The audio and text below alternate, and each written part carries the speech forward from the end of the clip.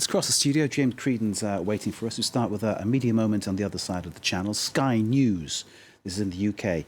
Presenter Kay Burley pointed out the empty chair a guest was meant to be occupying, and that guest was none other than the chairman of the Conservative Party in the UK. Of course, Parliament dissolved, the election campaign is now launched. Obviously a major faux pas for the Conservative chairman not to turn up at Sky News. That's right. And so for 2 minutes, I suppose it is done by some networks as a sort of a means of showing this guest said they'd turn up, they didn't turn up. Here is where they were going to be sitting, and here is where they are not.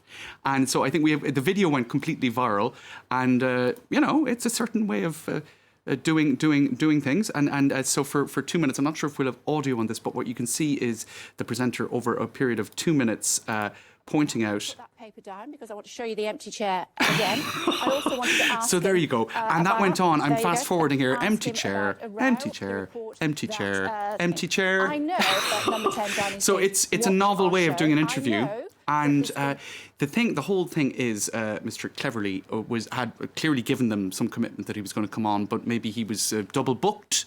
In any case, you think James Cleverly or his people would have actually got in touch and said, "Hey, we've got this problem." So clearly they didn't contact Sky News. Sky News is a very fair broadcaster. There's no indication they support either of the big main parties or any other. Right. And I suspect they would have done the same thing had it been a Labour politician or a Lib Dem politician. Clearly they or were whoever, under the impression he was coming on, and they hadn't been briefed properly or told what was happening. In any case, they kind of came back with this whole thing. We had agreed to talk to Talk Radio at this particular time. We were booked to do so. That's what he said on his Twitter, and that's what the presenter of that show Julia also Hartley said. Brewer, the person the woman that he was speaking to, is extremely supportive of the Conservative Party and its line on everything, especially Brexit. Right. So perhaps it clearly he's going to going for the more clement approach.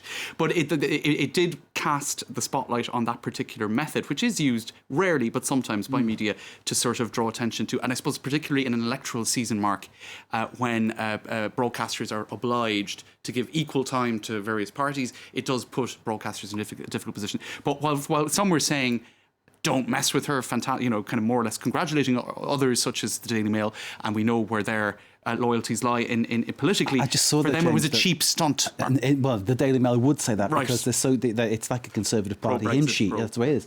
But the thing is, I saw there on one of the tweets you showed is that Cleverly was actually in the Sky News building. That's right, apparently 15 feet away. So that must be infuriating to see the person you're meant to interview so close, yet so far. Crazy stuff. Anyway, on a completely different note, Mark, sir. this has generated a huge amount of buzz. That's Emma Watson, formerly Hermione Granger in the Harry Potter movies.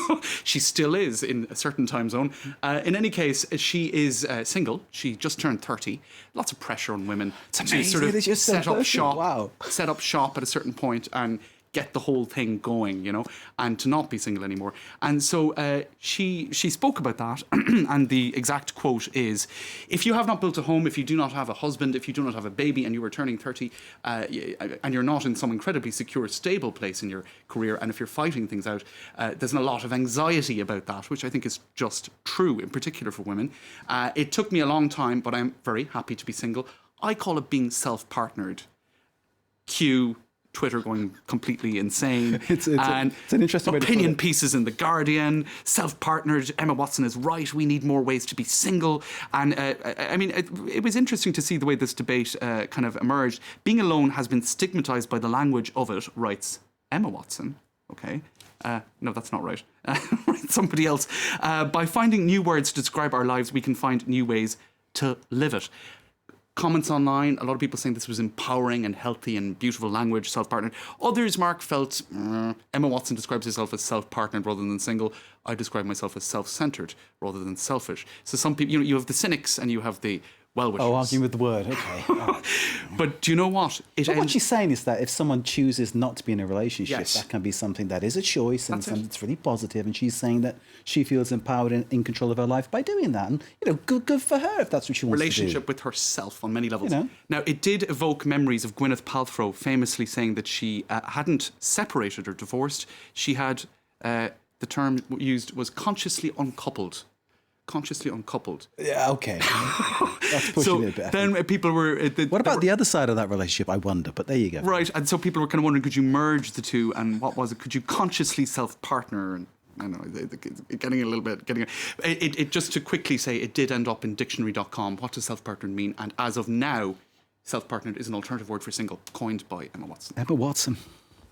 Elegant, talented, and self-partnering. There we go.